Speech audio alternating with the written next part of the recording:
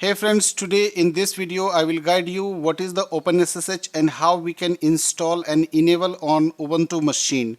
So basically OpenSSH is a widely adopted set of tools that facilitates secure remote administration and secure file transfer. And it uses a cryptographic technique to protect sensitive information such as passwords and data from interception and unauthorized access. So for installing the OpenSSH, you need to just open the terminal and type the command sudo apt-get install OpenSSH server. So this is the command that you can use to install the OpenSSH on your Ubuntu machine, and after installing you need to enable the services. So what we need to do now, execute the command sudo systemctl enable SSH.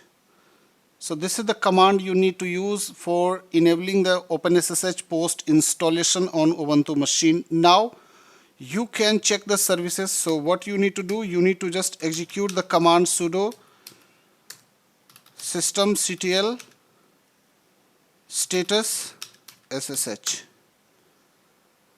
So this is the command.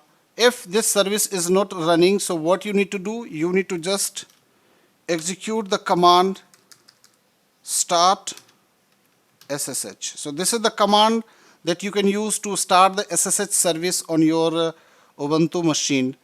Now after installing, suppose if you just want to uninstall it from your Ubuntu machine, so what you need to do, type the command sudo apt-get purge remove OpenSSH and server.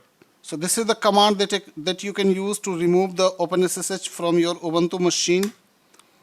Now this is just asking for the confirmation, so just press enter.